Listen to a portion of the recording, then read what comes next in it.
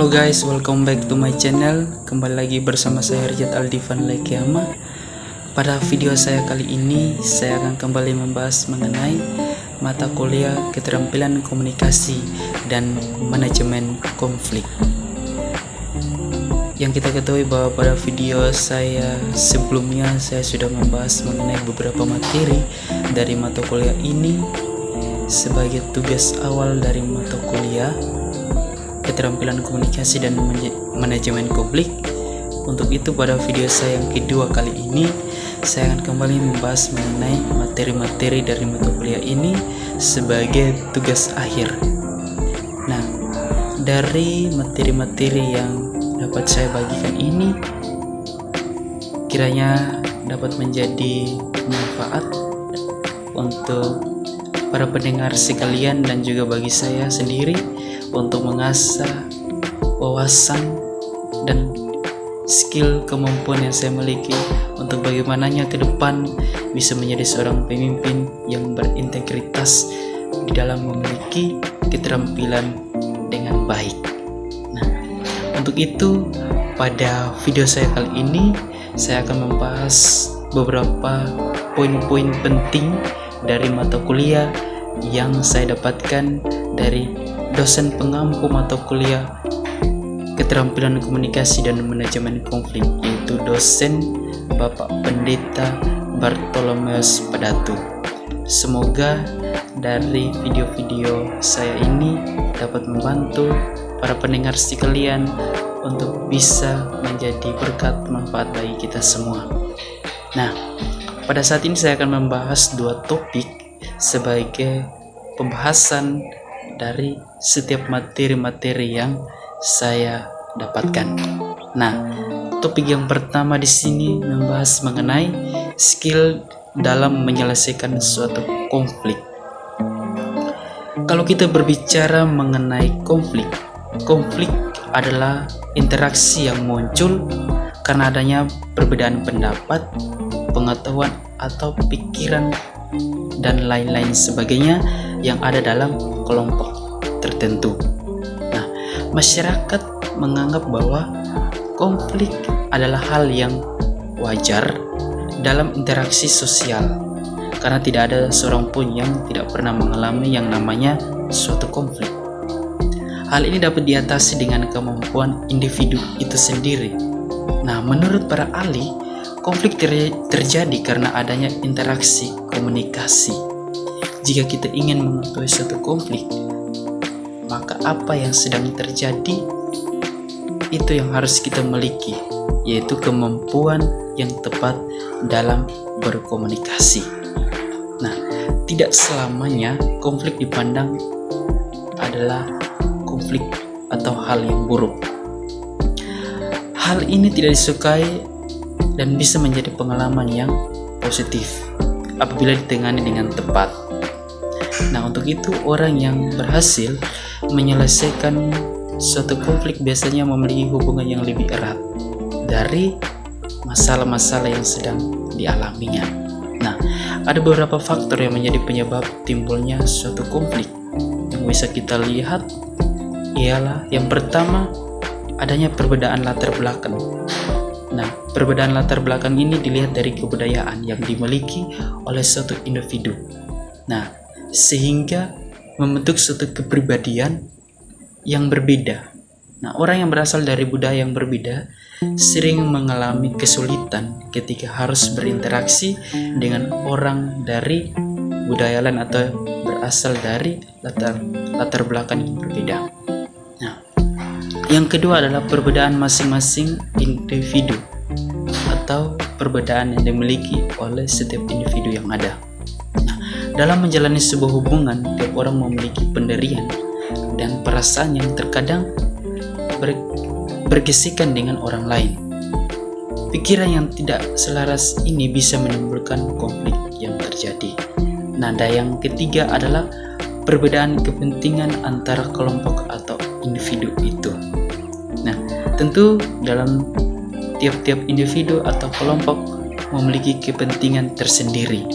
Nah, ketika orang melakukan hal untuk tujuan yang berbeda, tentu mereka dapat berselisih paham bagaimana dapat memperoleh suatu kesamaan dalam suatu tujuan yang ingin dicapai.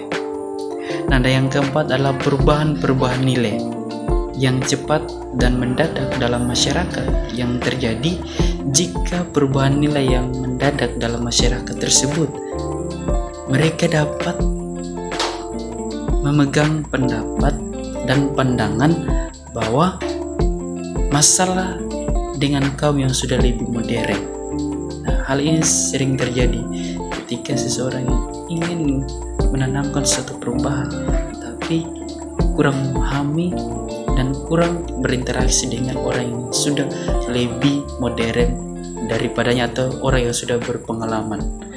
Nah, itulah 4 faktor yang sering kita jumpai ketika kita ingin berinteraksi dengan suatu kelompok.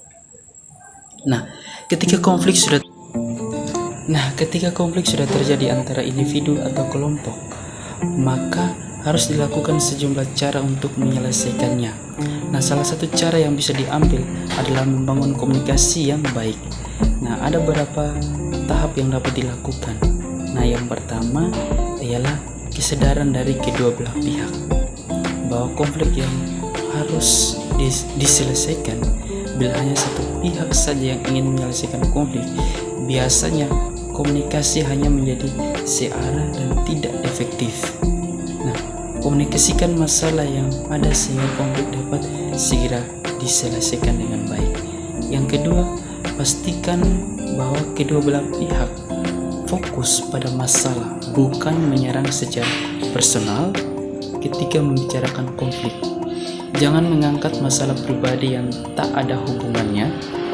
Hal ini bisa memperlambat penyelesaian konflik karena lawan bicara kita dapat terpancing emosi. Nah, tentu kita harus memiliki kontrol pada pembicaraan yang kita anjurkan atau sampaikan. Yang ketiga, semua pihak harus menerima solusi yang disepakati bersama. Nah, ketika konflik sudah dibicarakan, jangan lari dari solusi yang sudah disetujui bersama. Jika ada salah satu pihak saja yang tidak mengikuti kesepakatan itu, maka konflik baru akan muncul kembali. Yang keempat adalah berkomunikasi seperti semula tanpa adanya perubahan setelah konflik terjadi. Jangan menyimpan dendam pada orang lain. Ketika konflik sudah usai, jadikan konflik sebagai cara untuk mengenal orang lain dengan lebih baik dan mempererat hubungan di. Nah, kita akan masuk pada topik yang kedua. Nah, topik yang kedua di sini berbicara tentang personal branding atau merek diri. Nah, jika kita berbicara tentang personal branding, merupakan hal penting dalam menunjang kesuksesan seseorang.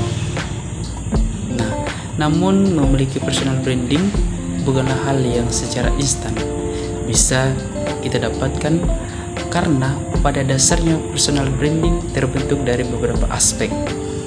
Nah, tidak hanya dari segi kemampuan saja, namun personal branding juga memiliki atau harus didampingi dengan personality, communication skill, dan relasi yang baik pula.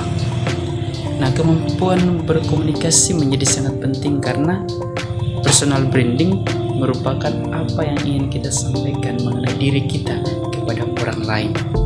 Nah, untuk itu dalam penyampaiannya haruslah dengan efektif agar pesan yang ingin kita sampaikan tidak diterima secara negatif.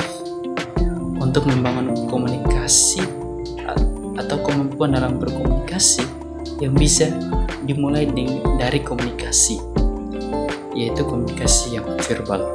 Nah, hal ini meliputi kejelasan, yaitu suara, volume, dan intonasi yang kita gunakan. Nah, di samping daripada itu, terdapat pula komunikasi non-verbal. Nah, yang juga penting dalam hal ini membangun personal branding. Komunikasi non-verbal ini meliputi postur, gestur, gestur tangan dan kontak mata, dan juga ekspresi wajah yang akan kita tunjukkan. Dan jangan lupa juga untuk tersenyum. Nah, melalui tersenyum akan tercipta smiling voice yang akan lebih nyaman untuk didengarkan. Dengan begitu, personal branding akan lebih baik lagi dari sebelumnya. Nah, untuk itu berhentilah membandingkan dirimu dengan orang lain.